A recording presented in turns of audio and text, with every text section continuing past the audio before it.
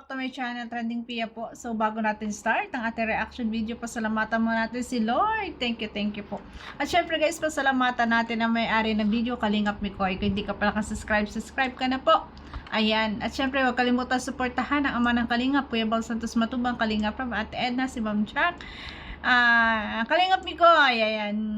Kalingap Edu, Kuya Jomar Vlogs, please support po natin. Ayan, maraming salamat po sa lahat na nagla-like, nagsishare at nagsisubscribe kay Trending Pia. Thank you so much po. I love you guys. Thank you po. So, i-reaction video natin tong ang Micris guys, nasa Naga. Bakit? Bakit kaya? Di ba? Mapapaisip ka. Pero dahil nga sa napanood natin, parang kumukuha sila ng passport. Parang pupunta sila ng Hong Kong. Hindi lang natin sure kung sa Hong Kong. Hindi naman posibleng mangyari yun guys. Kasi sa sobrang dami naman talaga na sponsor nila, sa dami talagang sumusuporta na talagang pasayahin sila. Kasi kitang-kita naman natin, lalo na sa mga sa mga mansari pa lang, grabe ka bongga, yung pa kayang Hong Kong hindi talaga puntahan, 'di ba? So ngayon sama-sama dito sa Naga. Ayan, syempre pag nasa Naga, doon kasi ang kuha na ng passport ng mga taga roon. Kaya panoorin po natin. Nasaan si Hani? Nag-aaral po. May naghahanap kay Krista. Andun kasi sa may upuan para sa alasyon, nag-aaral. At pansin ko dito, si Kalingap Mikoy laging doon nakatingin. Lagi nakatingin sa kanyang partner or sa kanyang katandem. Di ba? Grabe. Hani! Oh, oy. Hani! Hi! Hani! Hani! Ay, grabe talaga yung honey. Ay, grabe. At dito rin guys, nakita ko na talagang ipinagtanggol ni Kalingap Mikoy ang kanyang baby Krista. Ay, grabe. Tandem pa lang po sila. Diba? Pero grabe talaga ganun yung suporta. Kasi nga, one Kalingap, one family.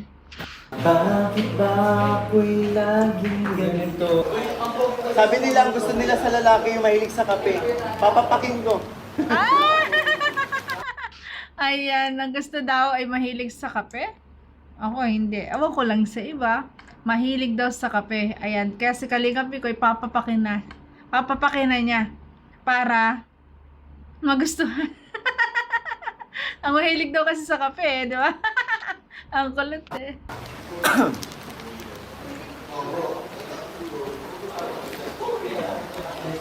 Ayun. At pansin ko dito, kaya doon siya pumwesto, doon siya nagla-live, andun kasi si Krista doon. Abangan po natin, ipapasilip kasi niya doon. Sisilip at kakaway si Bibi Krista. Di ba? Talagang doon siya, doon siya umupo sa hagdanan. Para siguro nasisilip nga, Coffee's life, di talaga ako magpapalit bukas. Pag napansin ako nito, Baby Jean. Baby Jean LM. Hello po, shoutout po sa inyo. Sige, pasa mo yan ha. Galingan mo sa exam mo, sa Irene. wow. Nakakatakot naman yung hangin sa labas.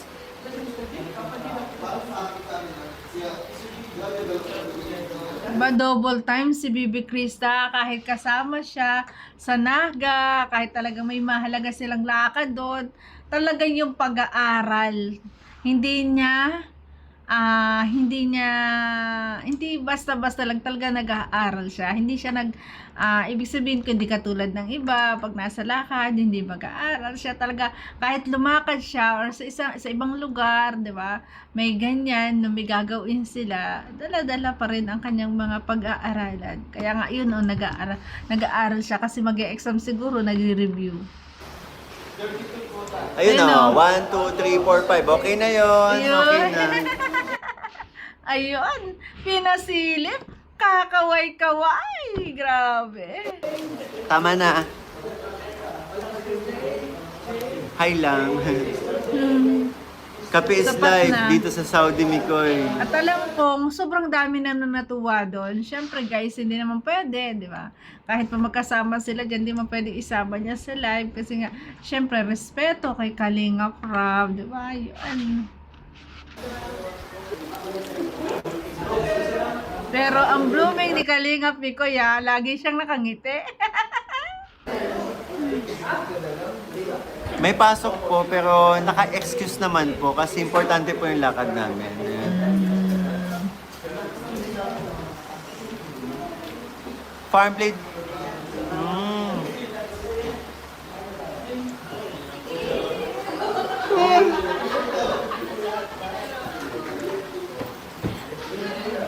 In excuse naman sa school, hindi naman basta-basta umalis. Talaga nag-excuse sa teacher kasi nga may importanteng lakad sila. For sure guys, abangan natin. May upload yan. May vlog yan. Hello po sa inyo, Bingkong sa pag-ibig. Bingkong sa pag-ibig. Ano yung bingkong guys? Tita Lorna Blow po. Ano kaya yung bingkong? Emmy Busako. Kilalang-kilala si Krista sa tawa niya, no? Wala kas din humagalpak. Parang ako, guys, pag ako talaga tumawa, ay, hagalpak na. Ganon din ako, masayahin kasi akong tao, eh. Maingay po, no? Maingay. Okay lang yun, ganon talaga. Okay lang yan. Nagkasama-sama sila, eh, syempre masaya. Maingay po ba sa part ninyo? Yes, kahawig talaga. At, ay, basta magkalapit automatic may kilig. Grabe naman. Mish, Basta magkalapit, automatic may kilig. Ganon. Ay, grabe. Talagang basta magkalapit, automatic may kilig talaga. Grabe. Kilig ang hatid sa ating lahat. Siyempre, nasuswitan tayo sa kanilang dalawa. Pero siyempre, wag pa rin natin ano ba guys, wag natin talagang i-focus sa ganun. Kasi nga, alam naman natin na for entertainment only ang Mikris, tandem, masyado pang maaga para sa mga bagay-bagay. Pero, at the end naman yan, sa years, sa mga araw, buwan, oras nilang pagdadaanan. 'Di ba? Kung sila talaga ay magkakatuluyan at magkakagustuhan ng dire-diretso, ay why not, 'di ba? Why not coconut? Basta tayo suporta lang. alam nyo, masasabi ko lang, hindi kailangan magbago ng tao para lang sa mga napaka-perfectionist na mga mapapunang mga tao, di ba? Hindi kailangan magbago ni CJ para lang ano. And masaya kami sa nakikita na ako happy ako sa kung ano si CJ, sobrang happy ako kasi isipin niyo na lang simula pa lang nung pagiging ganun ni CJ na madaldal, nagkasundo kami. Kaya nga 'di ba, ang daming ako masasabi ko talaga, ang daming nagmahal sa amin kasi pareho kaming madaldal ni CJ. Doon pa lang doon pa lang nagkasundo na kami. Kaya wala akong sobrang happy ako na ganun si CJ po.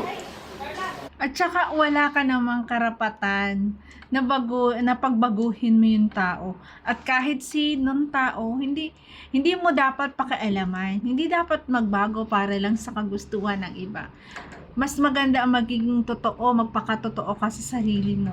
Mahirap yung gagawa ka, magkukunyari ka lang. Mas maganda talagang ipapakita mo yung totoong sino ka, at sa mga pinakikita mo naman doon ka nagugustuhan ng tao, 'di ba? Doon ka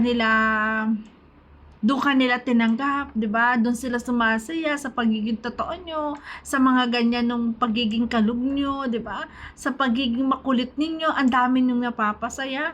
Okay lang 'yon. 'Di ba? Hindi na kailangan pakialaman pa at hindi kailangan magbago ng tao. 'Di ba? At kung talaga sinusuportahan mo at minamahal mo yung tao, tanggap mo kung ano, 'di ba? At wala namang mali doon. Pansinin mo kung may ginagawang mali. Kung wala naman, 'di ba? walang problema. Kasi kung talagang mahal mo, iniidolo mo, at alam mo may ginagawang mali, pwede kang magsabi naman. Pero yung daw more na kailangan magbago para lang maging maganda sa paningin ng tao, para maging maganda sa paningin mo, hindi kailangan yun. Kailangan natin magpakatotoo kung ano tayo nilikha ng Diyos, yun tayo. Diba? Huwag tayong maging plastic, di ba? Masama yun. Shoutout Team USA and Team Krista International ng TCI Warriors. Tita Karen, maraming salamat po. Narinig ko tawa ni Krista, di ba? Lakas nga eh. Oh, you know? Bagay na bagay kay Krista yung high-end para sa kanya. Naku! Muntik na nga eh. Actually, muntik na siya, no?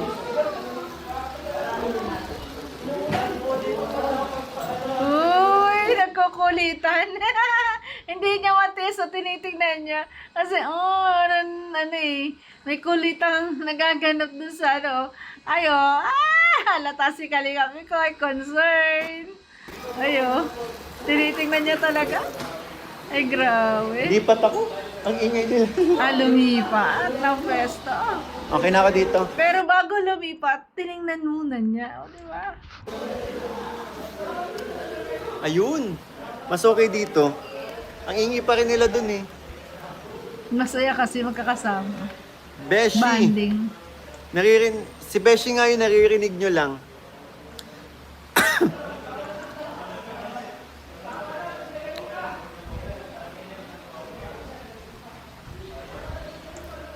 Yan pinakagusto. Hindi, ayun lang, actually, yun lang naman talaga. Sinasabi ko lang naman ng yung mga nagsasabi na hindi kailangan ni Krista magbago para sa kanila. Yes. Diba? Totoo yun. And mahal ng Kalingap si Krista sa pagiging ganon niya kasi nakakabuhay din po ng vlog ang pagiging ganon niya sa totoo lang. Tama. Diba? Problema na nila yun kung hindi nila maintindihan. Pagiging Pero kami kasi good vibes ang hatid namin sa tao. Kaya yung pagiging ganon ni Krista, for me, good vibes ang hatid niya. Masigla. Yes. Energetic. Talagang ginagawa niya ang trabaho niya. Yes, enjoy lang. One Kalingap, one family. Malambing pati si CJ. Oh, Yan, lakas. ang layo ko na sa kanilang ingay pa din. Ang kakulit. Problema na ng mga basher na yan, feeling perfect. Yung mga tao kasi minsan, guys, kala mo napaka-perfecto ng buhay nila. Kala mo sila na yung magaling. Wala naman perfecto sa mundo, 'di ba? Kung si Lord nga, hindi rin niya na perfect lahat ng tao na maging mabuti. Kasi lahat tayo may kalayaan. Kung ang Diyos nga, binigyan tayo ng kalayaan natin. 'Di ba? Binigyan tayo ng buhay, ng ugali natin. Binigyan tayo ng kalayaan kahit siya makapangyarihan. Hindi nga niya ginamit 'yon para lahat ay sumunod sa kanya. Kalayaan natin kung ano at dapat ang ano gusto nating gawin. Kalayaan natin yung lahat. Kaya hindi natin kailangan magbago para kanino, di ba? Pwede kang magbago kung ikinakasala para sa Panginoon. Ganon. Pero yung para sa paningin lang ng tao, para lang maging mabango ka sa tao, hindi na kailangan, di ba? Kasi kung talagang mahal ka ng mga tao, ng mga supporters mo, tatanggapin ka kung ano ka. Kaya tama lang ang sinabi ni Kalingap Bigoy. Tama lang yung ginawa niyang pagtatanggol kay Krista, na talagang ang hatid nila ay magpa-good vibes, di ba?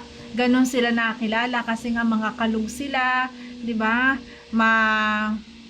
Yung maingay, yung ganon ba, yung parang yun yung samahan na, alam mo ba guys, yung hindi ka malulungkot kasi nandyan na may kulitan, 'di ba? At bukod doon guys, 'di ba? Ang lalong minahal natin sa kanila yung mga do it nila na talagang mai-in love tayo, mabalik sa kabataan. Syempre, na-entertain tayo nila. 'Di ba? Kaya nagugustuhan natin sila. Yun. Kaya kayo mga bashers, ayan, tigil na kayo. Wala kayong ambag. May ambag pala kayo para mambash. Pero sana tigilan. Bawal po at hindi po maganda ang mapanghusga ng tao. 'di ba? Hindi rin maganda na nagsalita ka ng masama sa kapwa mo. Kung hindi mo gusto, 'di ba? Huwag ka na lang manood kaysa makasakit ka pa ng mga salita. So ayun, 'di ba? Ayun 'yon. Parang din, tsaka kung makaano sila, parang nilang din nila kami kilala, di ba? Na kaming mga Yes. Mikris ay maiingay talaga. Maiingay talaga ang May Chris. Maingay, nagpapalitan ng mga ayaw magpatalo sa isa't isa. Ganun kami, Yes. di ba? Maging ako sa Kalingap, di ba po, ang ingay ko din. Pero hindi kasing ingay ni... Pero the way na yun, yung the way na yun na ginagawa nila, 'di ba? Ang dami nagmamahalan sa kanila kasi totoo sila. Isa't isa, 'di ba? She.